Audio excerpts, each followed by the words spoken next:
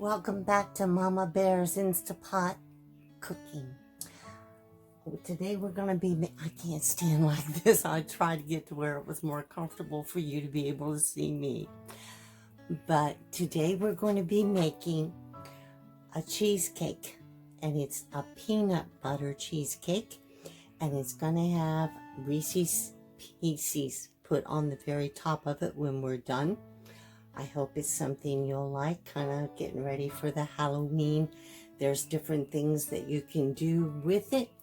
And as we go along, I'll explain some of those to kind of decorate it up and do some different things. It's a good basic recipe for peanut butter cheesecake. If you like that, I hope you do. So on that note, let's get to cooking. On here, I've got some room temperature softened cream cheese. I used 2 bars. They're 8 ounces each. And so I softened those up. So I'm going to add to that. Oops, wait a minute. Do that this way. I want the cream cheese to soften a little bit more. So I'm going to go ahead and get, this is 1 cup of peanut butter. I'm just going to put it right in there for right now. And then we're going to get to work on our crust. Now what I did, a lot of people like to have their crust done in graham crackers or cookies. I started to use chocolate cookies in order to do it, but I kind of decided against that. So what I did was I took some Nutter Butter, peanut butter sandwich cookies. Try saying that 3 times real fast. But this is one of my favorite cookies, and while I was in the cookie aisle, I thought, you know what? I think that's going to go real good with it. So, just going to put that up and see what we get. What you want to do. This is a spring form pan that I got when I bought my extra accessories from Instapot. Spray that real good. I've already cut a piece of parchment paper to fit my pan. Now I did spray that top and bottom. Some people don't. I do. I find out it just makes it overall easier for the whole cake to come out once it's done and cool. So make sure you have that all down there nicely and even without bunching up. And then spray the top of the parchment paper. Just like that. So we'll set that aside. And I did want to show you the type of peanut butter that I used. You can use anything. You can use smooth, you can use chunky. I like this. It's Peter Pan and it's honey roasted and it's the creamy. Use what you like. There's no rules. I mean, if it's nice for you and it works, then treat your family to it and use that. So what I'm going to do to my cookies, I put them in a little food processor. Filling and all. You just chopped them in like half so they would fit nicely between the blades. I put them in there and ground them up. You can see the consistency of it. Let me get this over here where you can see it a little better. Kind of like, I don't want to say sand. It's a little thicker than sand. But as you can see, it's, I don't know if the camera will catch it while I release some of it or not, but you want it just ground up nice. Then I took 4 tablespoons of butter, melted that in the microwave. And it only took, I guess, about 10 seconds, followed by another 5 seconds. never, ever, ever just turn your butter loose in the microwave and walk away. It will be everywhere, tops, bottom, sides, you name it. So I found that when you do want to melt butter, just go ahead and do it in real small increments. I'm going to give it a couple seconds to rest, and then you get some more.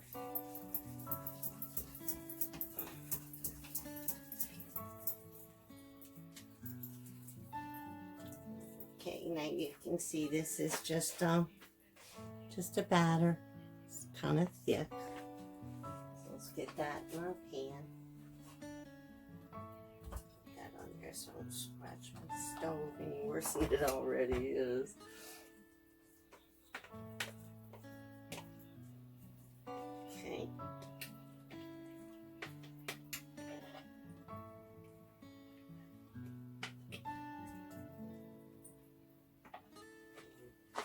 Once again, my hands are clean, so I'm going to cheat a little bit here. Kind of guide it with the tips of my fingers if I need to.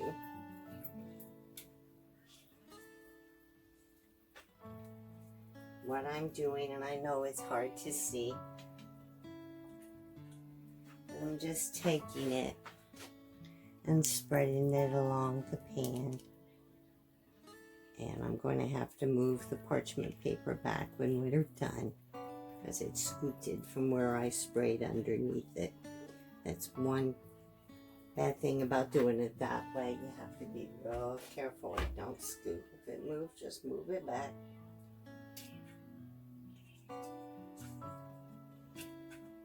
Yeah, I'm going to use my fingers.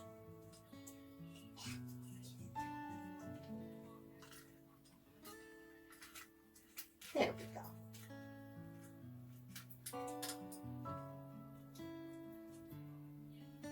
Oh, nice and not bunched up. Okay. Now I'm going to put this in the freezer while we're making our filling. That way when I bring it out to add batter to it, it will be cold, firm, and already setting up.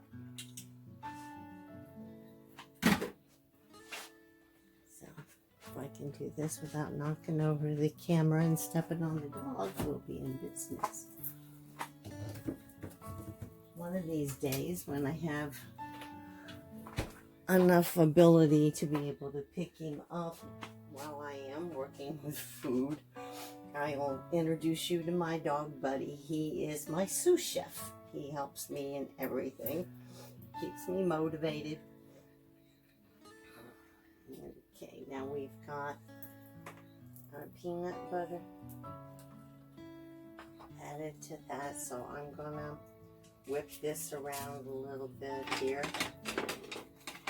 and I'm gonna pause the camera because I don't want to use a mixer on this, because I'm not going to be using liquid with this, and if I use a mixer on it, it's just all going to go inside the blades and it's not going to accomplish anything. So I'll be right back. Okay, welcome back. Let me make sure that this is recording, and it is. I have my cream cheese and my peanut butter blended together, and you can see there from the color and the consistency, there's no white showing, no big undone lumps. So next we're going to be adding, and I will be looking at my recipe so I don't tell you wrong, we're going to add 1/4 teaspoon salt. So that was 2 blocks of cream cheese at 8 ounces each. It was 1 cup of peanut butter. And as always, I will put the recipe underneath the drop down for you like I always do. Next is 1/4 teaspoon of salt. Put it in there.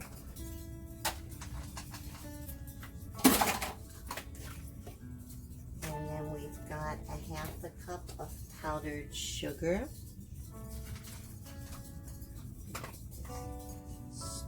That in there, make it a little easier to mix in.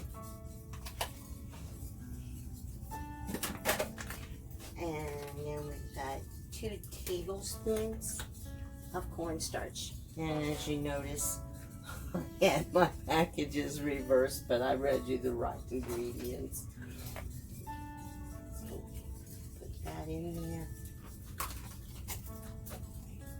Get this a little bit blended up.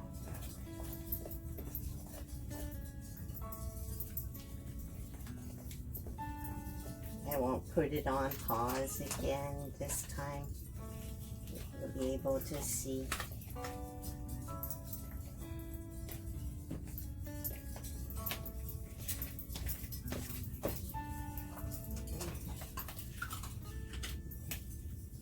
It's one thing that I've noticed over the years lately.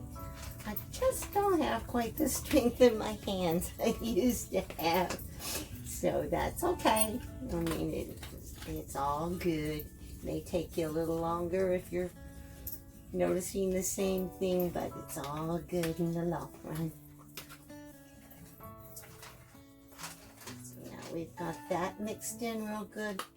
And what I've got over here is 2 eggs that I have just slightly whisked. So we're going to pour that in. And we're going to beat it up. So for this,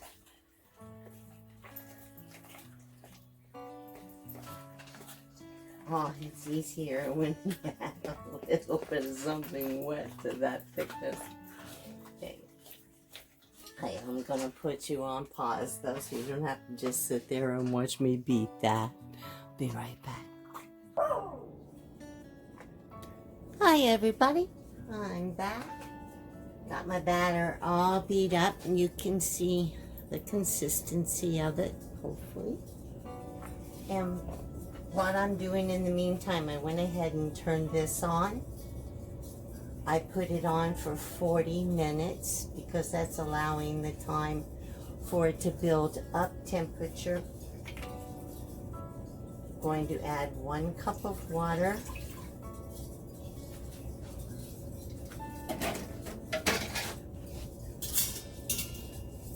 And we're going to be using our trivet with the handles on it today. So let's set that over here.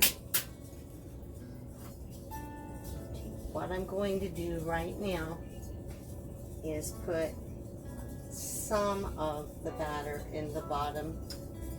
I don't know if I can scoot that over to where you can see better or not.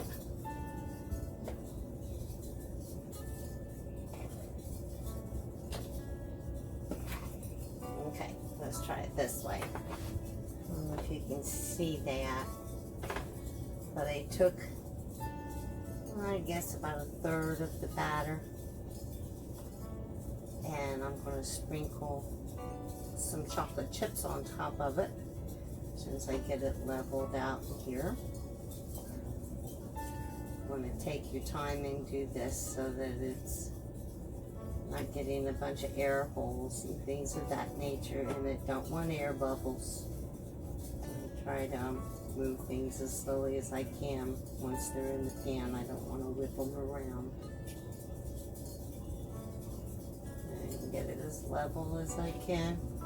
And that's why I can't pick it up sideways now and show you.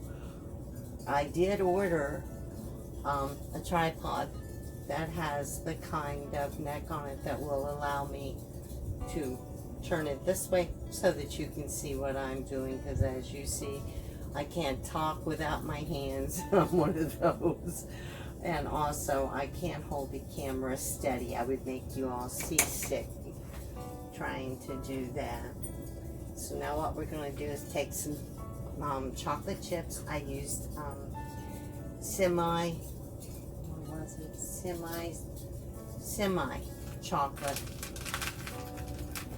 And I'm just going to put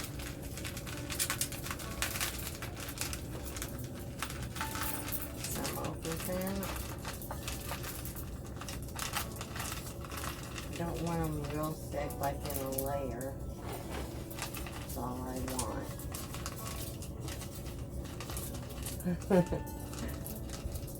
My little dog's sitting here like, yeah, Mom, I'll help you out with those. can't have that. That's bad for you. Okay. Now what we're going to do is pour the rest of our, get rid of that. Pour the rest of our cheesecake on it. And get it in there. As you can see, it's finally come up to steam. Don't want my water all escaping on the bottom. The steam, the reason that you want to do that is because even when you cook in a traditional oven, when you make a cheesecake, you cook it in a water bath. And so steam is a very good thing for it. It keeps it nice and moist, and that's one of the things that makes it so unique. Get this bad boy going and cover it up here. My water's boiling, so we are ready. Now there's two schools of thought. Some people will cover their cheesecakes with aluminum foil on one of those. Some people will say, no, don't, just tip the water off of it, or no, well, that's too much water for me. I don't handle that very well. So what I do is use my aluminum foil. I cut a piece that'll fit my pan. And just put it over there. There we go. Put it on our trivet and put it down in there.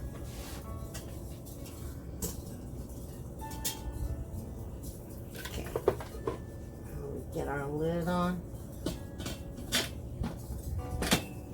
Whoops, I did need to always mention, I always check it when I put it together, but before you put your actual lid on each time, always check and just make sure that your ring, you can see there's 4 pins that hold it in.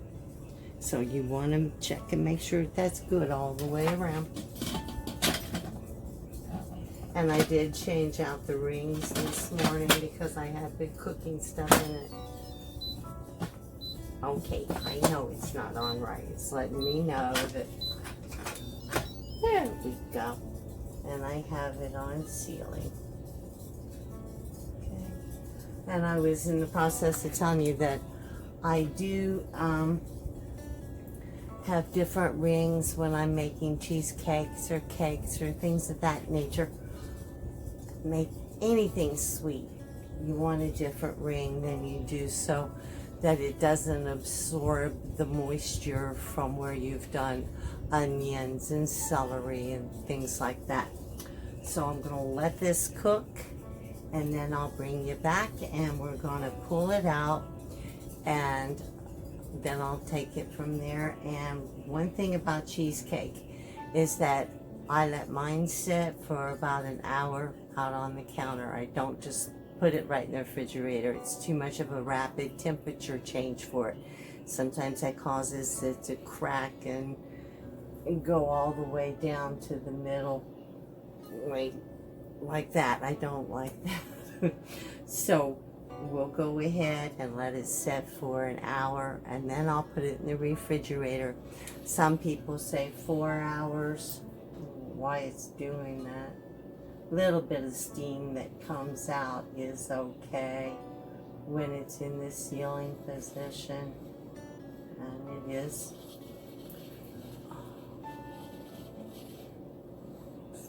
It's supposed to do that much, I don't think.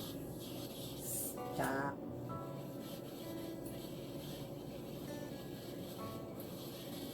Okay, well, I'm going to deal with this. Anyway, we will be refrigerating our cheesecake overnight, and then I'll bring you back and show you how to get it out of the pan and get it decorated. So, see you in a bit. Hi, I just wanted to show you that while it was coming up to heat, I'm sure you could hear it if you couldn't see the steam coming up. While it was coming up to heat and building up in there, then the steam just stopped. There's just every now and then there's a little trickle, but there's really nothing coming out at all. The timer now is down to 36 minutes. I set it for 40. And so we're right on schedule. So I'll be back in a little while. Hi everybody, welcome back. This turned off 10 minutes ago. I did let it slow release so it's still in the sealed position. I've let it slow release for 10 minutes. So now we're going to see if there's any steam left. And there's not. Okay, so we're good to open up our lid. Unplug this first.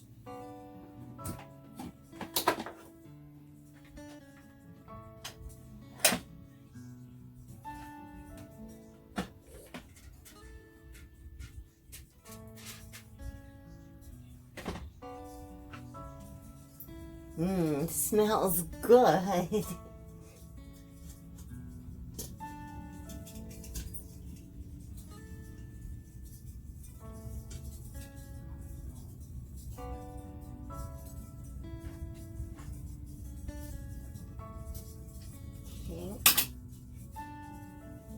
We're not gonna worry about if any water gets on the stove. It cleans right up. So,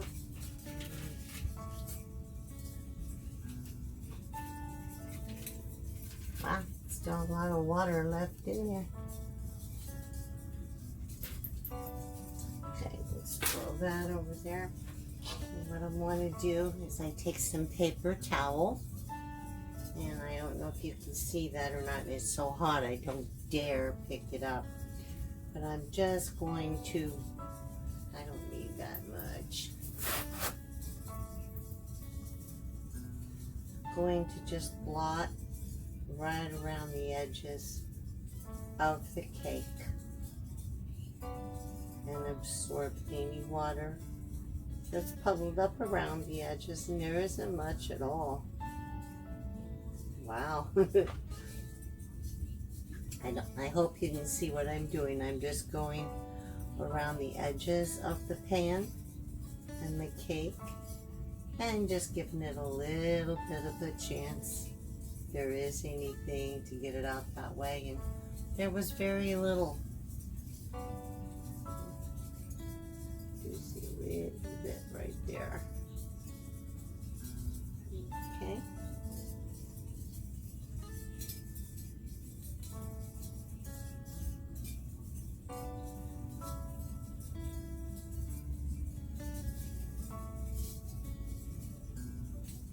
Alrighty, and you can see it's got spring to it. When I know it's kind of hard to see from over there, but when I lightly touch it, it jellos back and forth.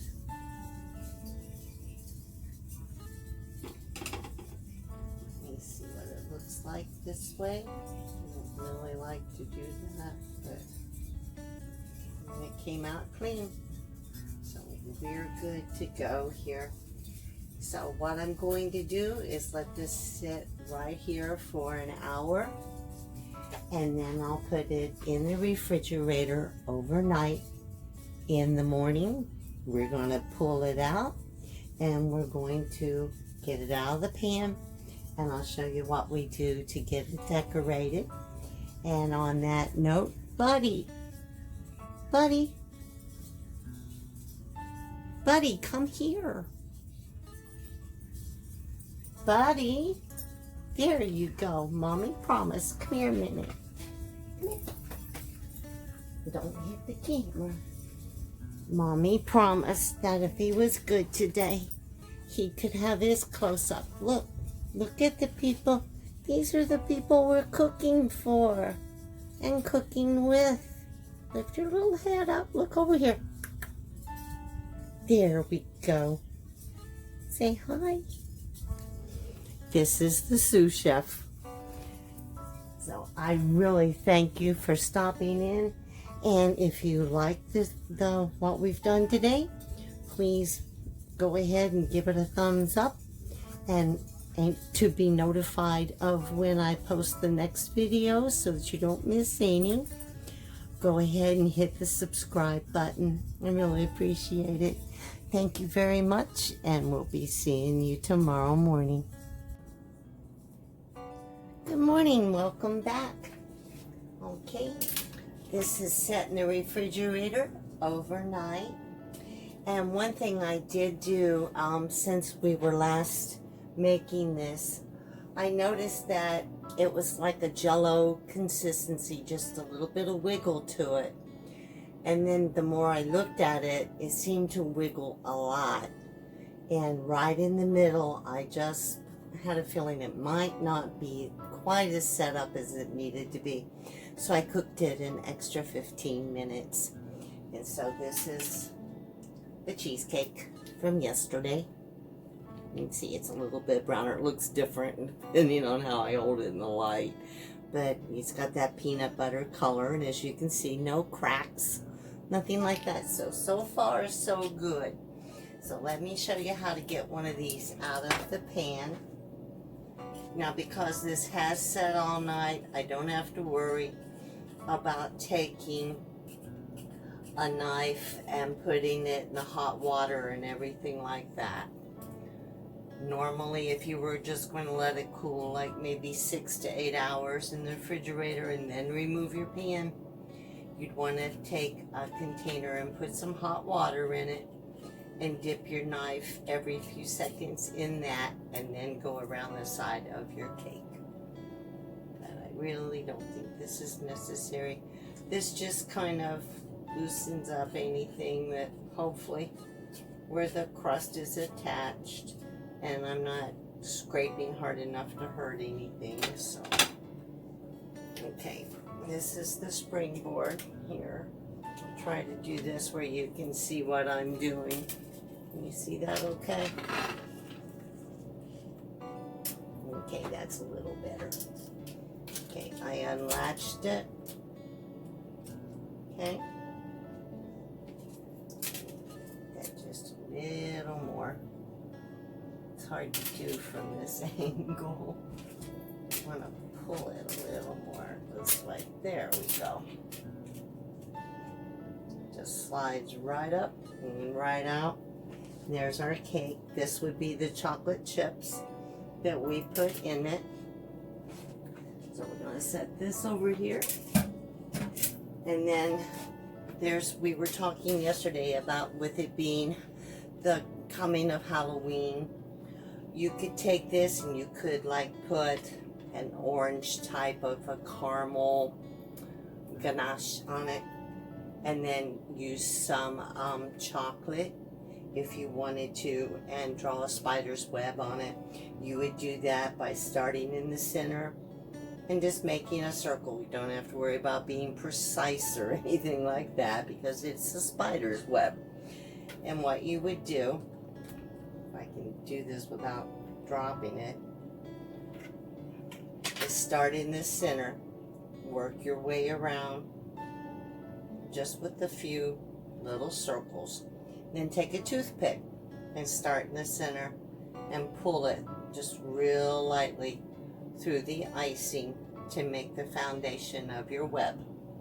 So that's one idea to decorate something for Halloween if you have children or something, you want to make something like that, or even just a little get together.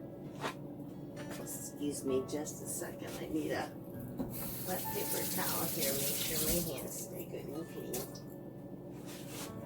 Okay, so what I'm going to be doing today is another little trick that I came across.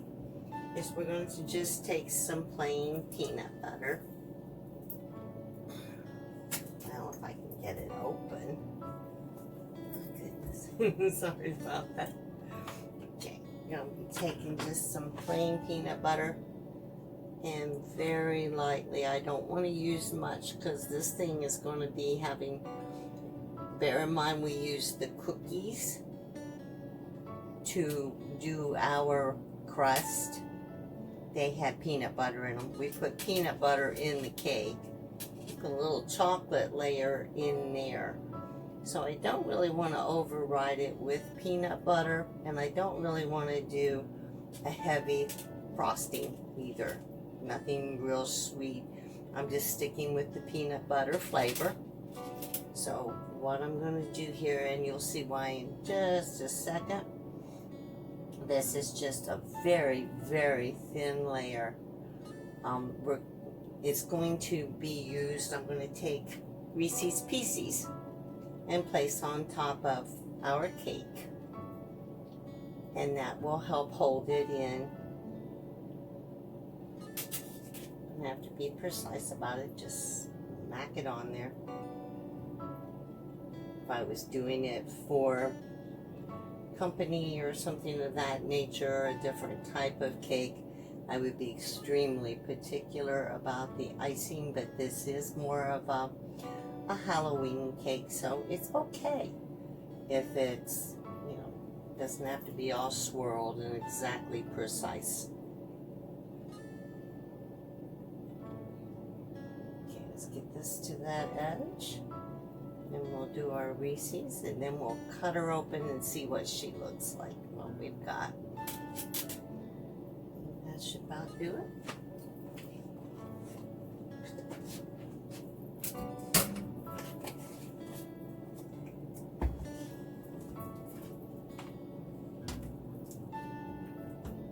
I think it would help if I would use my head and actually finish getting it on the plate. I'm going to go ahead and leave it on the serving pan because it is still very cold from being in the refrigerator. And I'm going to let it sit out for a while before I attempt to remove that. But just to show you the finished product and how to decorate it off. I'm going to go ahead and just do this.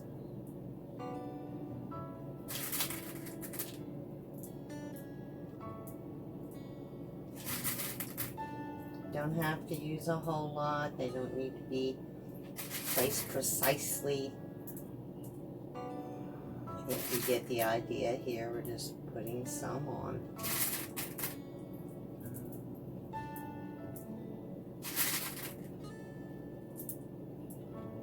I love Reese's Pieces. I wish I was allowed to have candy and the things like I used to. I enjoy making them for other people. But boy, I gotta tell you, I sure miss eating them to myself. Being diabetic, I'm allowed to have something sweet once a week. So maybe tomorrow I can have a little bit myself. Put this bad boy on there. Okay, what do you think? Need a couple right there. Gaps, and we'll call it a day. Okay.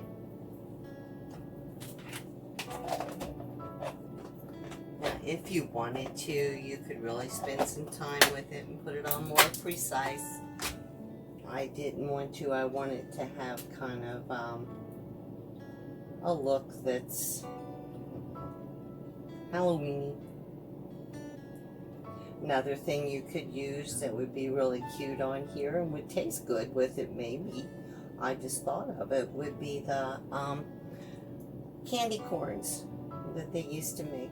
Just put just a few of it mixed in with it and it would look really nice. Let me see.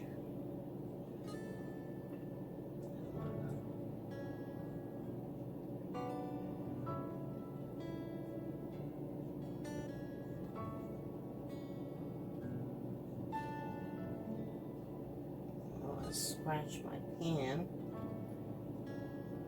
We do have the parchment paper on it. I'll try to pull out a small piece and show you what it looks like on the inside.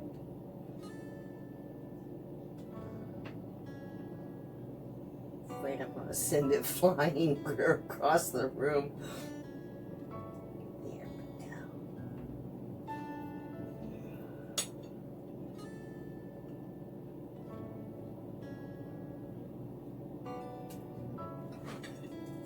Well, I can just grab a hold of it.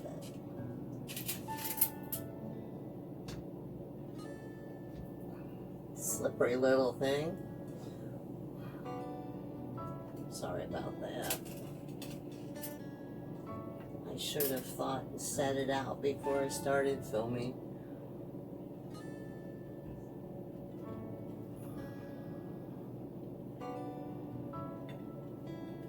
Come on. I could just about take the whole cake off right now. Easier than I can get this one piece loose. Oh, good one, Carolee. Let's just do it this way. I just want this one little piece. Well, this is a dense cheesecake. It's not like what you would normally get in a restaurant of the New York type where they're light and they're fluffy. This is a denser one. Here we go. Got it loose without too much damage. There we go.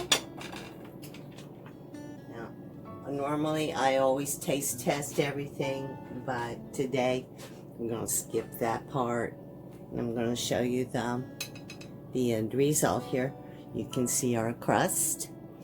And then this is where we first put the layer of our filling, and then the chocolate chips, you can see. If you wanted to, you could have laid more chocolate chips if you'd like to have an extra layer of chocolate, or you could have even done it in another layer of chocolate. If you try this and the peanut butter's just a little bit too overwhelming for you, mix more chocolate in with it and decrease the amount of the peanut butter, and you know, work with it and make it your own, I guess is what I'm trying to say. So on that note, I thank you, and until I see you again, you have a very good evening, and don't forget on your way out to go ahead and hit that subscribe button, and if you liked it, please give it a thumbs up. Thank you very much.